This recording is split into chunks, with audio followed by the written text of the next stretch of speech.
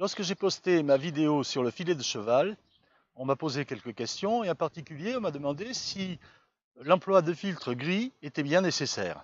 Parce qu'au fond, est-ce que la diffraction influe tant que ça sur le piqué d'un objectif? Alors pour ça, je trouvais qu'il n'y avait rien de mieux que de faire des photos pour montrer ce qui se passe. Donc je me suis mis là en plein soleil, c'est un peu difficile parce qu'aujourd'hui il y a vraiment beaucoup de soleil, mais il faut du plein soleil pour pouvoir utiliser toute la plage de diaphragme avec et sans filtre. Donc vous m'excuserez, mais je transpire pas mal. Donc ça sera aussi un moyen d'évaluer la netteté. Donc voilà, on va utiliser tous les diaphragmes de f4 à f32 sur mon zoom 70-200 et on va voir s'il y a une différence. Je le pilote avec mon téléphone grâce à l'appli SnapBridge et j'ai un câble de liaison HDMI entre mon appareil photo et mon PC pour enregistrer ce que vous voyez sur disque dur, ce qui me fait bien sûr une vidéo que je vais pouvoir poster. On commence à 1/16 centième de seconde f4 sans filtre et chaque fois je fais la mise au point et je contrôle tout ça, j'essaie de la faire toujours au même endroit grâce à l'application SnapBridge. Ok. Donc de f4 je passe à f5.6, de 1/16 centième je passe à 1/8 centième, f5.6, f8, 1/8 centième, 1/4 centième, f8, f11, 1/4 centième, 1/2 centième, f11, f16, 1/2 centième, 1 centième, f16, f22, 1 centième devient 1 cinquantième, f22, f32, 1 cinquantième devient 1 25e. Bon, alors maintenant, je vais changer de diaphragme. F22, ça fait perdre un diaph. F16, 2 diaph. F11, 3 diaph. C'est la différence de diaphragme qui existe avec mon filtre. Oh là là, pas bouger la table. Voilà. Donc j'ai mis le filtre en place. Alors bon, bien sûr, comme j'avais compensé auparavant l'exposition, c'est bon. Est-ce que ça assombrit le viseur? Oui. Est-ce que c'est gênant quand on fait défiler? Non, parce que quand on fait défiler, on se contente de suivre le sujet qui se déplace en choisissant le milieu du viseur pour faire ce suivi.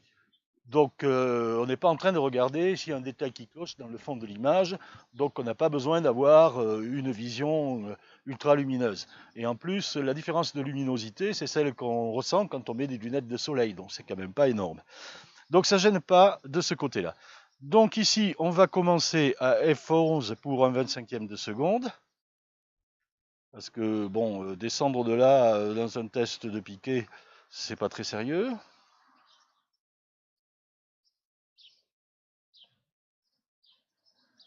Je passe à F8, je passe ma vitesse au 50e, F5.6, 1 cinquantième, je passe à 1 centième. Bon, je vais passer à F4. Et bien là, déjà, on a tout ce qu'il faut pour faire les comparaisons. Il ne reste plus qu'à aller voir sur l'ordinateur ce que ça donne.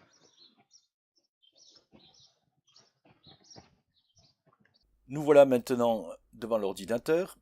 On va regarder ce que ça donne. Donc les images. Donc la première à F4, vous voyez, est légèrement plus sombre. C'est parce que, bon, mais ça c'est toujours comme ça. Hein. Ensuite, c'est bien homogène. Donc il n'y a pas de souci d'exposition. Le soleil n'a pas varié. On va pouvoir analyser ça en visu 100%. Donc ici, je suis en visu 100%. Vous avez les paramètres qui sont là. Donc voilà F4, F5. Est-ce qu'il y a une amélioration? Oui, très légère. Ici, vous remarquez l'amélioration de la netteté. Voilà. Donc, c'est peut-être aussi une histoire de profondeur de champ, mais enfin, on le remarque. Maintenant, à F8 par rapport à F5.6, bon, il n'y a pas grand-chose d'écart. Hein. Je pense qu'en vidéo, ça se verra pas, même si là, moi, je vois qu'à F8, c'est un peu meilleur. Alors, voyons pour les poils du nez.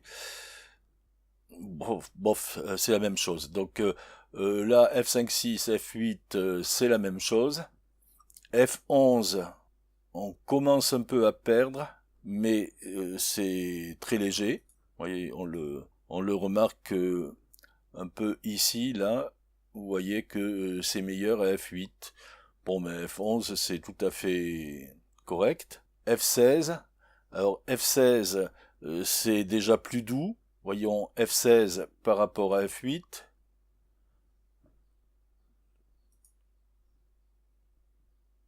Il y a une différence, mais je pense que en vidéo, on ne le verra pas. Parce que la vidéo fait perdre un peu de netteté. Vous voyez, la différence, elle est ici. Là, je suis à F11.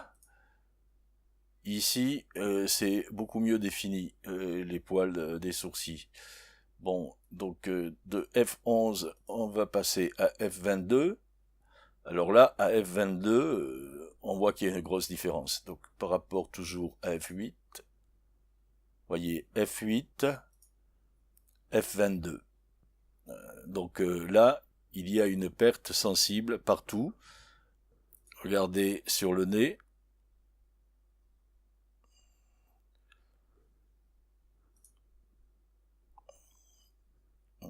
Bon, c'est très sensible. Et si maintenant je passe à F32, alors à F32, vous voyez la bouillie, voilà F22, voilà F32. Et on va toujours mettre F8, voilà F8, F32. Bon, là c'est énorme. Maintenant, si je fais F22 par rapport à F8, c'est quand même très fort. F11 par rapport à F8, il y a une différence. Mais on peut dire que pour un fond filet, elle ne devrait pas intervenir beaucoup. Hein, il ne faut pas exagérer non plus. Donc maintenant, voilà F32. Je repasse, je suis maintenant à 1/25e F11, ce coup-ci avec le filtre. Bon, là, évidemment, vous voyez, par rapport à F32, 1/25e F32, 1/25e F11 avec filtre. Bon, là, voilà, on voit très bien à quoi sert le filtre. 11, 16, 22, 32, ça fait bien 3 diaphragmes. On voit à quoi sert mon filtre ND8. D'ailleurs, bon, on voit que je suis resté au 25e de seconde, toujours pour 100 ISO. Alors, maintenant, on va regarder à F8 ce que ça donne au 1/50e par rapport au 1/50e F22. Bon, là encore, 1/50e F22, 1/50e F8. Bon, bah, c'est la claque, quoi, hein, carrément. Donc toujours les 3 diaphragmes d'écart, c'est énorme. Donc maintenant, 1 centième F5.6 à comparer avec 1 centième F16. Voilà, 1 centième F16, bon, c'est moyen. 1 centième F5.6, c'est un peu meilleur, mais honnêtement, c'est pas la nuit et le jour. Là, la différence s'estompe.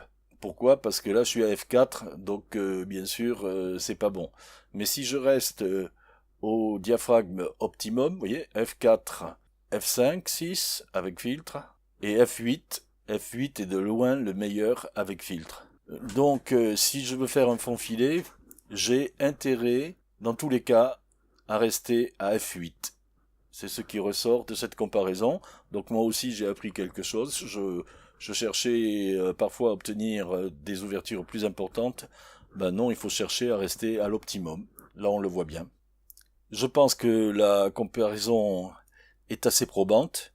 On voit ce qu'on gagne à mettre un filtre ND8 qui va permettre de rester à F8. Ça c'est la découverte du jour. Je ne savais pas que le diaphragme, l'ouverture avait autant d'importance pour le piqué. Dans ce genre de photo, finalement, ça va jouer.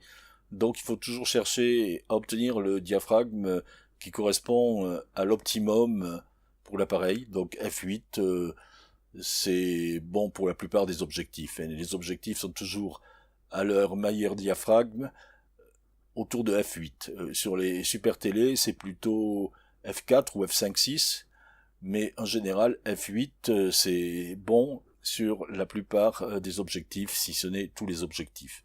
C'est ce qu'il faut retenir. Le filtre ND8 est bien utile dans ce cas. Maintenant, si parfois avec le filtre ND8 on se retrouve à f4, bah autant prendre le ND4 et rester à f5.6 par rapport à la vitesse bien sûr qu'on a choisie. J'espère que cette vidéo vous a intéressé et que je vous retrouverai bientôt sur cette chaîne YouTube. Au revoir.